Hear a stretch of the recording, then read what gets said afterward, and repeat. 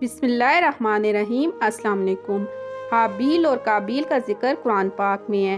قرآن مجید کی سورۃ المائدہ کی آیت نمبر 27 میں ہے، اور سنا ان کو حال آدم کے 2 بیٹوں کا، جب قربانی کی دونوں نے تو ایک کی قبول ہوئی اور نہ ہوئی قبول دوسرے کی۔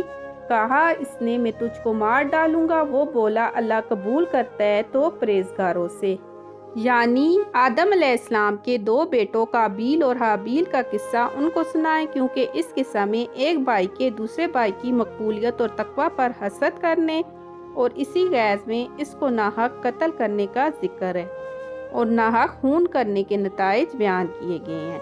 سب سے پہلا زمین پر بڑا گناہ یہی ہوا، یعنی قابیل نے حابیل کو قتل کیا۔ آدم علیہ السلام کے بہت سے بچے تھے، حابیل اور قابیل بھی ان کے بیٹے تھے۔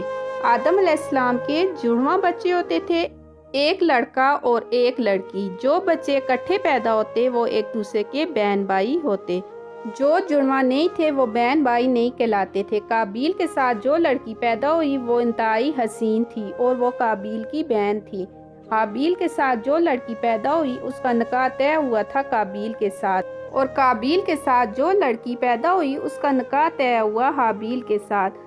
لیکن قابیل اس لڑکی سے نکاح نہیں کرنا چاہتا تھا، وہ اس لڑکی سے نکاح کرنا چاہتا تھا جو اس کے ساتھ پیدا ہوئی۔ آدم علیہ السلام نے دستور کے مطابق جو لڑکی حابیل کے نکاح میں وہ دینا چاہتے تھے، قابیل جب اس کا طلبگار ہوا تو حضرت آدم علیہ السلام نے انہیں قربانی دینے کا حکم دیا۔ دونوں نے اللہ کے لیے کچھ نیاز دی، تو جس کی نیاز قبول ہو جائے گی لڑکی اسی کو دی جائے گی۔ دونوں نے قربانی کر کے پہاڑ پر رکھ دی، آتش آسمانی ظاہر ہوئی اور حابیل کی قربانی کو کھا گئی۔ یہی علامت اس وقت اللہ کے ہاں مقبولیت کی تھی۔ قابیل یہ دیکھ کر حسد کی آگ میں جلنے لگا، اور بجائے اس کے کہ مقبولیت کے وسائل اختیار کرتا، غیظ و غضب میں اپنے حقیقی بھائی کو قتل کی دھمکیاں دینے لگے۔ حابیل نے کہا کہ اللہ کے ہاں جو نیاز قبول کر لی گئی ہے اس کا سبب تقوی ہے، تم بھی تقوی اختیار کر، اللہ کو تجھ سے کوئی ضد نہیں۔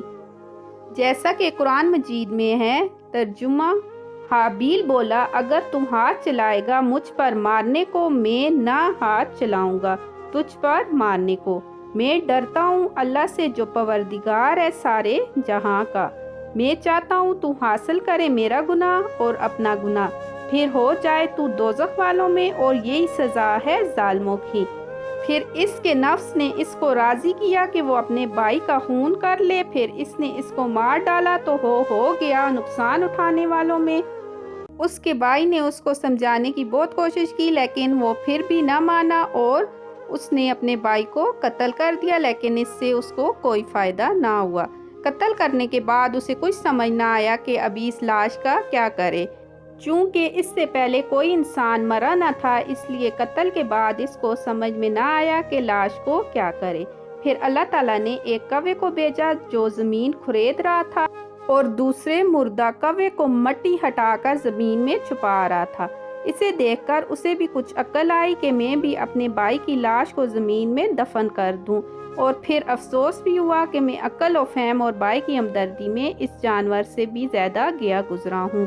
ویڈیو اچھی لگے ویڈیو کو لائک کریں، شیئر کریں، کمنٹ کریں اور چینل کو سبسکرائب کریں۔ اللہ حافظ۔